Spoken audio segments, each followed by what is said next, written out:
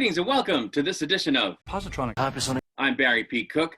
I'm here to give you my review of The Batman. I just saw it last night. I braved the theater with my wife, so I'm hoping we don't catch the you-know-what, or we didn't catch the you-know-what. But here goes. Now, first thing I have to say is this is going to be a spoiler review. Spoilers abound in what I'm about to say. There be spoilers here, okay? So if you don't want to have the film spoiled, this is where you need to back out and close down the video. But then once you see the movie, come back and watch because I want you to watch it. But not now if you haven't seen it because spoilers, okay? Okay, you have been spoiler warned. I'm gonna try to get through a synopsis as quickly as possible and then give you my thoughts on the film, and I'll actually give you some thoughts on some of my thoughts on the film as we're going through. But here's a breakdown of the film. On Halloween, the mayor of Gotham, Don Mitchell, is murdered, and Batman, who has been active in Gotham at this point for 2 years, is investigating the murder alongside the Gotham PD, specifically alongside James Gordon, who at this point is a lieutenant. And of course, the killer is the Riddler, and he's left a message for Batman, which we know from the trailers. But when he first shows up at this crime scene, or shortly after he shows up, I guess, the actual police commissioner at the time, who isn't Gordon yet, instead it's a guy named Savage, he sort of rips Gordon a new one and tells him to get Batman out of there because Batman's a vigilante, and you know, remarks are made by him and I guess at least one other cop about how Batman's kind of a freak, and they're all sort of appalled that he's there on a crime scene. So Gordon has to escort Batman out. But they continue investigating the case together, Batman and Gordon, and they discover that the Riddler has left a thumb drive in Mayor Mitchell's car. And on it, there are images of Mitchell with a woman who they don't know who she is, but she turns out to be Annika, and she's a friend of Catwoman's, Selena Kyle. We'll get to that.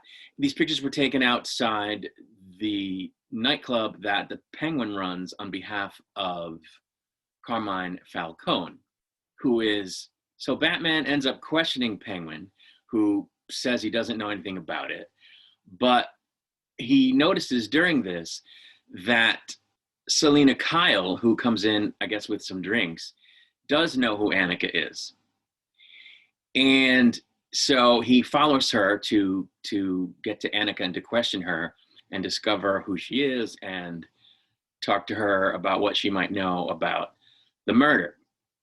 Eventually, Batman and Selena kind of team up, and he sends her into the Iceberg Lounge to sort of search for answers. He gives her these contact lenses so that he can see through her eyes and he can communicate with her. She's got an earwig. This all occurs, by the way, after he catches her breaking into a safe to try to get Annika's passport back because it was taken from her so that she couldn't flee, I guess. But anyway, because of this, he discovers that the police commissioner was on Falcone's payroll, as is the district attorney, whose name is Gil Colson. But Selena ends up shutting off this communication with Batman when he presses her about her relationship with Falcone, which comes to light when he sees her in the club and they briefly talk and they seem to really be familiar with each other. Riddler, of course, also ends up killing the chief and, you know, leaves yet another card for Batman. So while they're continuing to investigate these killings, the Riddler ends up abducting Coulson and straps a time bomb to him. And he sends him to interrupt Mitchell's funeral in quite a dramatic way, actually. And when Batman shows up at the scene, Riddler calls Coulson's phone and threatens to detonate the bomb if Coulson can't answer 3 riddles. So Batman kind of helps him answer the first 2, but then Coulson refuses to give the answer to the third because he doesn't want to name the informant who gave the GCPD information that led to a historic drug bust, which ended mobster Sal Maroni's operation. And, you know, Falcone, of course, was under Maroni. When he won't give the answer, the Riddler blows the bomb, and of course, the DA dies. Batman and Gordon soon figure out that it's possible Penguin is the informant. So they track him to a drug deal, and they discover that Maroni's operation never actually ended. He's still selling drugs. He still has his drug operation. And that many GCPD officers are involved. Now, Selina shows up. She's still trying to find out what happened to Annika.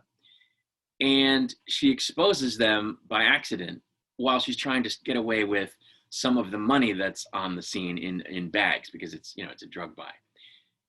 Penguin sees, you know, what's going on. He sees Gordon there or whatever, and he takes off, but not before Selina discovers Annika's body in a car trunk, which, you know, she's kind of dead. Batman pursues the Penguin in the Batmobile, which is very cool. It's just menacing, it's scary, it's fast, it's brutish. And he pursues the Penguin on a wild chase through Gotham and ends up capturing him. But then he learns that Penguin is not actually the informant. Batman and Gordon continue to follow the Riddler's trail. They end up at the ruins of an orphanage, which had been operated by Bruce's parents. And they learned that the Riddler had been a resident at the orphanage and that he holds a grudge against the Wayne family. So that has to do with the fact that Bruce's mother was a member of the Arkham family, Arkham Asylum. And I guess this was an orphanage that came about because of the Wayne's philanthropy, but it wasn't a great place apparently, you know. And while Bruce grew up in luxury, even though his parents were dead, the Riddler, you know, bears him a grudge. The Riddler eventually goes after Bruce by way of a mail bomb, which was kind of weird because in the early killings, it was all very elaborate stuff, you know, the neck bomb and the way he showed up at Mitchell's house and sort of killed him was personal. You know, it was just very hands-on.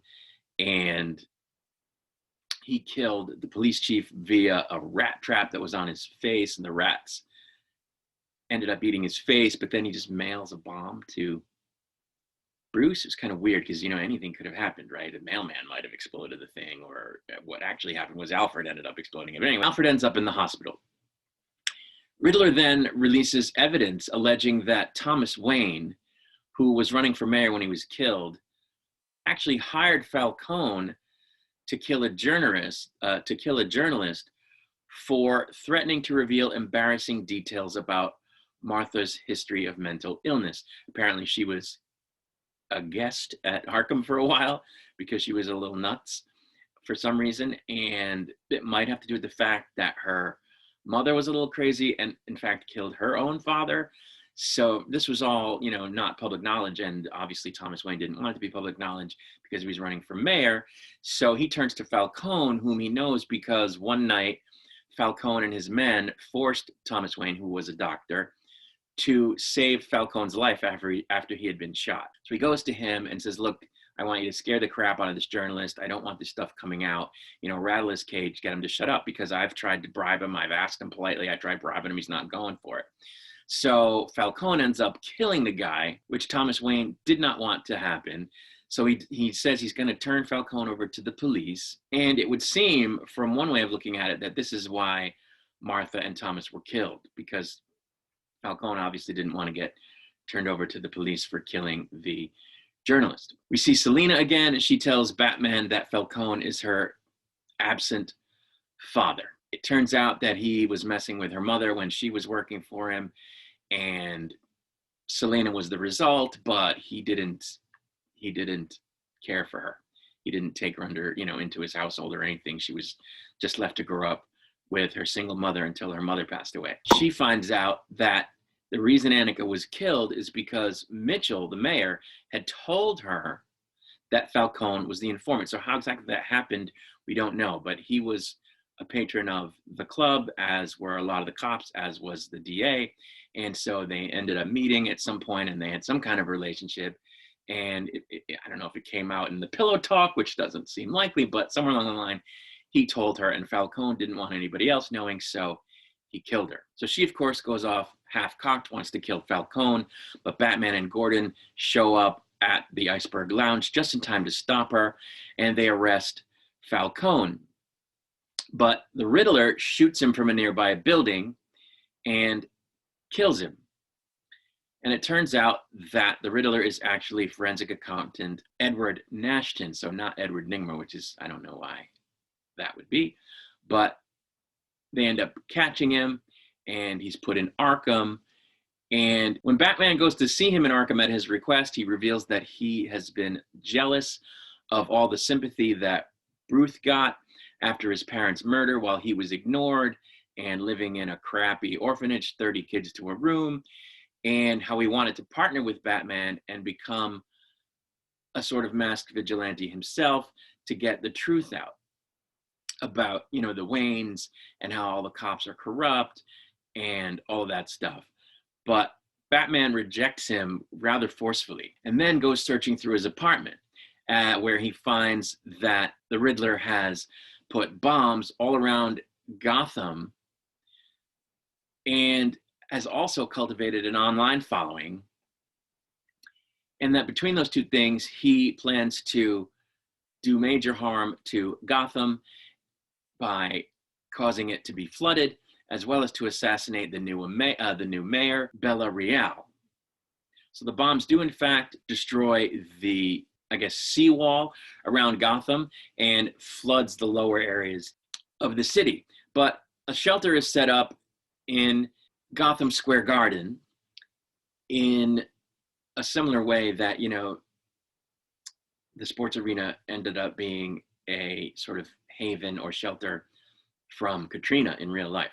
And so all the folks go there, which leads to the Riddler's followers, who all dress like him and they all have guns, they're kind of like a militia, show up and to wreak havoc and to kill the new mayor. But Batman and Selina together stop them. After this, there is a scene in Arkham where another inmate sort of talks to Riddler to kind of say, oh, too bad what happened, and he gives him a little riddle, which is aimed at saying, hey, if you need a friend, I'll be your friend. And then he kind of does a little laugh, and it's kind of implied that it's the Joker. So there's that. And at the very end, we see Batman working with the authorities in the recovery efforts. And through a monologue, he vows to switch from trying to be an agent of vengeance to being an agent of hope in Gotham. So that's the basic plot. It's a little bit more complicated than that. It's a little bit more nuanced than that, but I'd be here forever if I were explaining everything, so you have to see it. But that's the basic plot. I liked this movie. I was not wowed by it in totality. There's a lot about it that is worthy of being wowed over. The cinematography is unbelievable. The score is unbelievable. Pattinson is a fantastic Batman. Colin Farrell is excellent as the Penguin. He's unrecognizable. Although I should say, when I say he's excellent as the Penguin, he plays the Penguin and he's excellent, but he's not excellent as the Penguin. And the reason for that is the way they characterize the Penguin in the writing. But having said that, I have to say there's so many different versions of the Penguin. Sometimes he's British. Sometimes he's very comic booky and campy, sometimes not, depending on the media. If it's animated, which animation it is, the comics, live action. There have been versions of Penguin as well, and they're all different. So I don't know. I guess what I mean is he didn't seem comic booky to me. He didn't seem like the comic book Penguin, although that's not it either. You know what it is? He just seemed like a mobster. He seemed like a mobster, and the Penguin has never seemed to me to be like a mobster. He's a supervillain, right? So he's supposed to stand out as a supervillain, not your average mobster. And I guess they were trying to ground the film in sort of reality, so they made him like a mobster, but he was kind of generic. And that's not the Penguin to me. Now, The story goes that there's going to be a Penguin series on HBO Max with Colin Farrell. Don't know if I'm interested in that, but so yeah, but maybe they're planning on developing him more there. And of course, there's almost no way there's not going to be another Batman movie, so he might show up in that, and they might develop him more there, and he might more resemble a supervillain at some point. But for what they gave him to do, he did an excellent job. It was a great character for the movie as it was written, and he did a great job, and he's unrecognizable, which is fantastic. And the funny thing about it is they had him play Penguin as an American, where Colin Farrell is not American. So it was weird because the Penguin has been not American, so I don't know why they didn't go that way. But anyway, Zoe Kravitz is fantastic, I think, as Selina Kyle. And she really is more Selina Kyle than Catwoman. Again, they're probably going to develop that as things move forward with sequels and other shows that spin from this, because they're also supposed to be doing a Gotham PD show, which again, not sure I'm interested in. But she did a great job at being Selina Kyle. There just wasn't a lot of Catwoman. There are scenes where, you know, she's doing the cat burglar thing and going around in the sort of, you know, bodysuit with the mask, and where she kind of shows some skill as a fighter, which Catwoman has had in most of her iterations, if not all of them. But it was really just Selina Kyle. And that's fine for the stage that they're at with telling the story of this Batman universe. So, but a lot of people had a problem with it. She's not Catwoman. You know, she's not Catwoman yet. She was Selina Kyle. And I think she was good at it. I think that she had great chemistry with Pattinson. So I enjoyed it. People have also said, you know, she doesn't live up to the Catwoman that Michelle Pfeiffer played. And you know what? No one really can. You know why? Because that's a particular version of Catwoman. That version of Catwoman is cuckoo nuts, crazy, mentally ill. And so they wrote her differently than they've written other versions of Catwoman. So that one is always going to stand apart because it's a different type of Catwoman. She's crazy.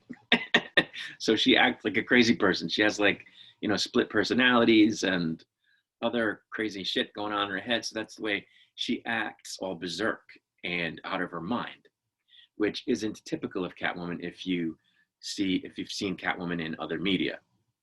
So I don't think it's a fair comparison. But anyway, she does a good job. The actor that plays Commissioner Gordon is excellent, if I didn't say that already. So on that standpoint, it was great. Atmospherically, it was great, which again, it might be part of the cinematography, but just for an example, Batman spends a lot of time in this movie walking. Now, I point this out because the way they depict him walking is very slow and scary and intense, and it was just great because it felt so scary and intense and very Batman. And I've always liked that aspect of Batman. In fact, going back to when I first played the Arkham Asylum Batman game, I never ran the character. When I'm playing a third-person video game, I try to get from point A to point B as fast as possible most of the time. So if there's an option to sprint or run, I use that. I don't plod through the map at a walking pace. But I did when I played all of the Arkham games, because to me, Batman walked. And he walked in a menacing way. And he walked in a deliberate way. He wasn't in a hurry. He took his time. He took everything in.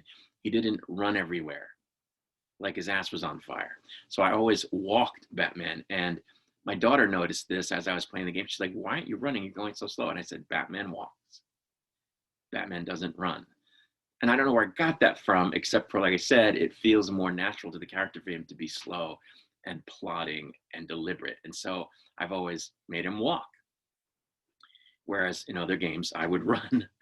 So I was thrilled that they did that in this movie. I think it added a lot to the character. Not that he ever ran all over the place in the other movies, but they made a particular point of making his walking menacing. And I just thought that was cool because that's what I've always done with the character when I've had the opportunity. The film is not sitting right with a lot of people because it doesn't feel like Batman to them. It doesn't feel comic booky. It feels like a detective movie, and that's what it is. I think people forget that Batman has a reputation as the world's greatest detective, and DC Comics, for crying out loud, stands for Detective Comics. So I don't understand that. I thought it was great, and it is taken from the source material. Batman in this movie has a lot of moments that are taken from the Year One comic, the Long Halloween comic, Batman Earth One. So it comes right from the source material, this film, and the way Batman is depicted in this film, and the way the story plays out in this film. So I thought that was very cool. It's a movie that's very much like the movie Seven, and it's what takes place in this movie is parts of it anyway are a lot like what happened in real life with the Zodiac Killer, something that we've seen depicted in various other films that kind of do this similar thing. You know, we have a serial killer that's leaving clues and riddles and so forth, and the detective, the cops, whoever, have to try to figure it out. So, you know, that isn't new territory in media, but it is Batman. It is part of the Batman mythos in the source material. So I thought that was cool. I'm a fan of Seven. Also, the Saw movies, it evokes the Saw movies a lot, which I'm a fan of. So I thought it was great. And getting back to the Zodiac, even the Riddler's mask is reminiscent of the Zodiac Killer. So, which again is a real life thing. So I thought it was great. There's a particular moment at the end where Batman is closer to realizing that he wants to be a beacon of hope versus a beacon of vengeance, where there's been some flooding like in the arena, and Batman lights a road flare and goes down into the water and goes over to some of the debris and moves some of it out of the way and helps pull some people out of the wreckage, starting with a young boy, the mayor's child, who of course all through the movie he keeps seeing and feeling a connection with because he doesn't have his father anymore. As well as the mayor-elect. And there's literally a scene taken from overhead where he's literally leading them from the wreckage in the flooded area to, you know, a dry area or out of the arena or whatever, by holding up the torch, the flare, and walking in front of them. And you just see him leading them, carrying this light, and it's all red, and you can see how they're all following behind him, and it's very cool. So it's just a well-constructed movie. If you're a fan of noir films, the Saw films, Seven, if you're a fan of the Year One comic, the Long Halloween comic, you're going to like this movie. I was intrigued by the fact that they linked Batman's mother to the Arkhams.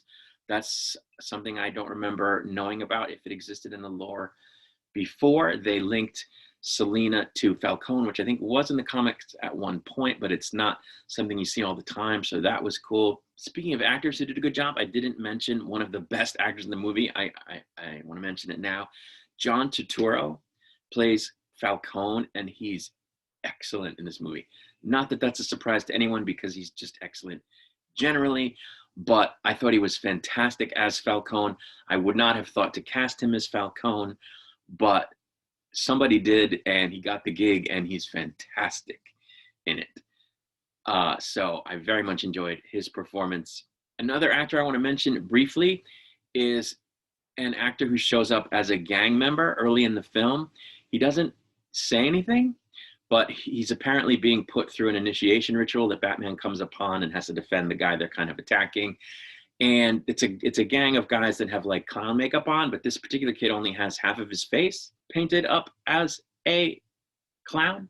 So, and he ends up running off when Batman shows up.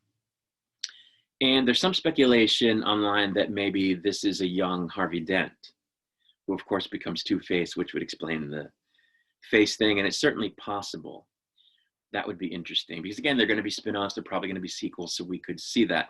The other interesting thing is that this is the actor that played Tim Drake in the Titans show, or has played, or is still playing apparently, because there's a fourth season. So yeah, he's going to be in season 4 as Tim Drake. So that's kind of weird. You'd think they would want to stay away from that, you know, because they could confuse some people. But yeah, so that was an interesting thing. One other thing I want to say about this movie is that, and I don't know if this was deliberate, there are those who will say that it was because the movie's trying to be a commentary on modern times. I don't think that's it. I think they were just trying to come up with a plot, and this is what they came up with because it's been done in other films anyway in the past. So it's not like, they just said, hey, let's come up with this and comment on modern times. But they ended up commenting on modern times, whether they know it or not, because at the end, we find a Riddler who has managed through an online presence to inspire a bunch of people to take up his cause. And they did the same thing in Joaquin Phoenix's The Joker. And, in the past Batman movies, the Joker has used mass media to sort of affect public sentiment. But they got sort of into I don't know, I shouldn't say that. They did it this way. They did it this time through the internet versus like TV, for example.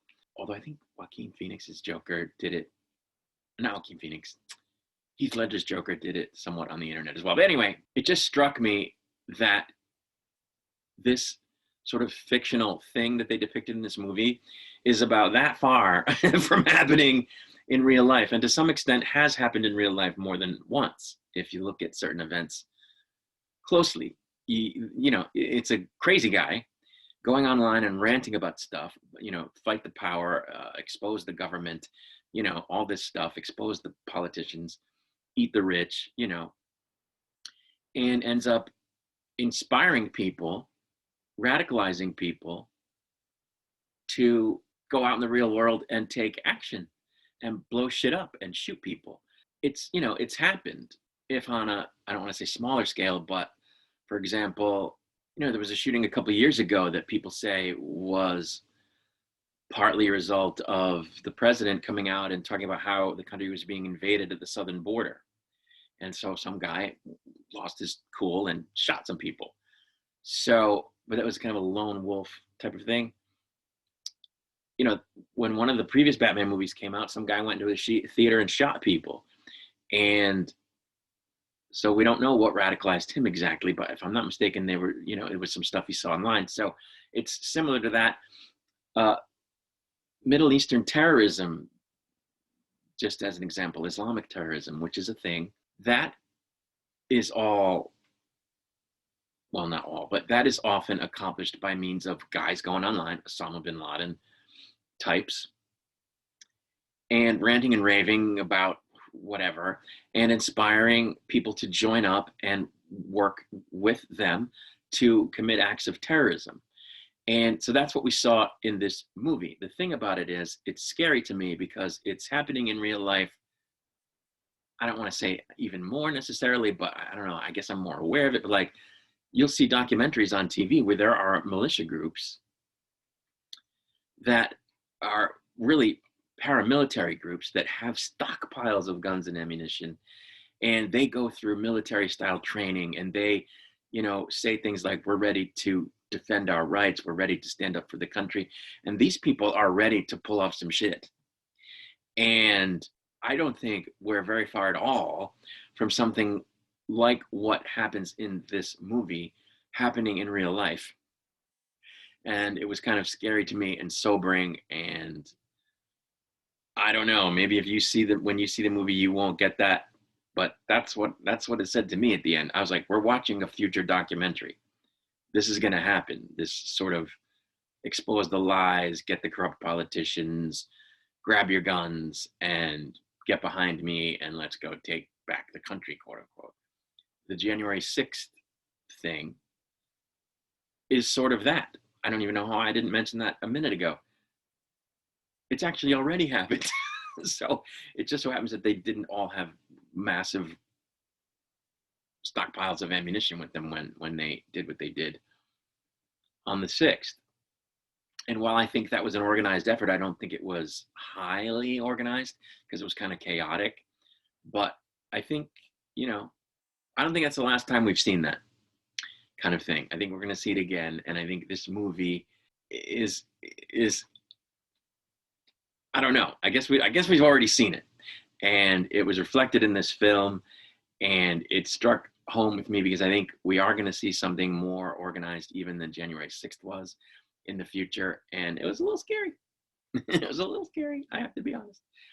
So I don't know. That's it. I really liked this movie. It was kind of long. I think they could have trimmed, for example, most of the car chase. Like, okay, it was a cool action car chase, but like, really, it went on too long, I thought. But other than that, I couldn't say specifically what I think they could have cut to shorten it, and it didn't feel draggy to me, except in my rear end, which was in the seat too long. But otherwise, it didn't seem too long. It never lost me. I never got bored. So I just found the chase sequence to be gratuitous.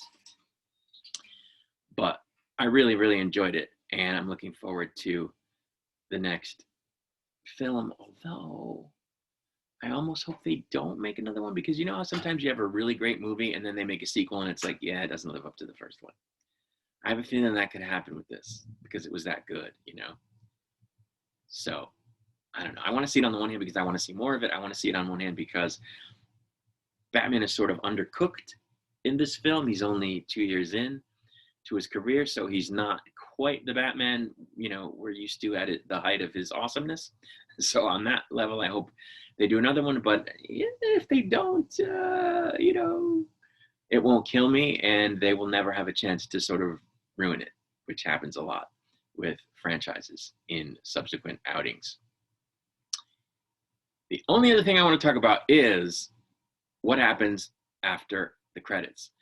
After the credits of this movie, there's a really, really brief flash of a URL, which relates to something that happens in the story. And I'll put that up for you. And when you go to the URL, I don't know if it's true now because apparently it's changed over time. It's been up for a while. But at one point when you went to the URL, you would be treated to a bunch of riddles from the Riddler. And if you solved them, you ended up getting a reward. And I think now if you go there, it kind of just takes you straight to the reward. But the reward, such as it is a cipher that I guess you can decode. And then when you do, you are treated to an altered campaign video for Thomas Wayne. So it's a Thomas Wayne campaign video that the Riddler has sort of altered. And it's pretty cool, actually. So I went and I tried to do this myself. I couldn't get it to work, but other people did. So I am going to show that to you now.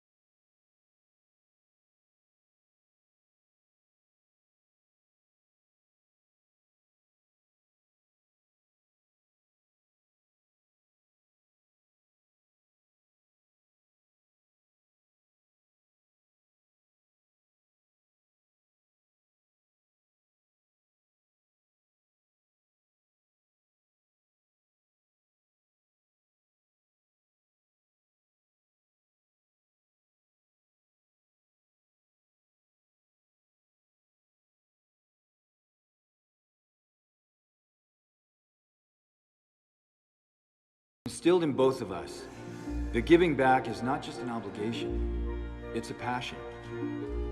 That is our family's legacy.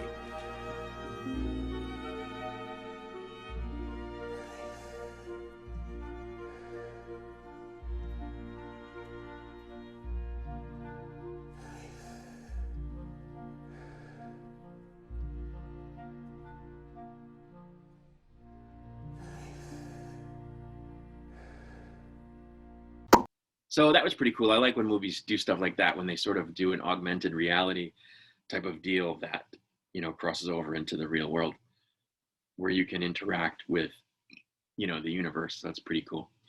Uh, But yeah, that's it. If I'm giving it stars out of 5, I'm going to say 4. I'm definitely going to see it again at some point, so that rating might change. Could go up, could go down. There's a lot to take in this movie. It can get by you if you're not paying attention. So, and that probably did happen to me, and I don't necessarily know it yet. But I'm definitely going to see it again. So, yeah, I highly recommend seeing this movie. So that's it. Thank you for watching. You know, give the video a like, make a comment, tell me what you thought of the movie. Tell me I'm an idiot. Tell me I'm brilliant. Whatever you got, and I'll engage with you on that. You can email me. You can tweet me. I'm on the Twitch playing video games. And I'll be back with more videos soon. Until then, I take my leave and I say peace and long life.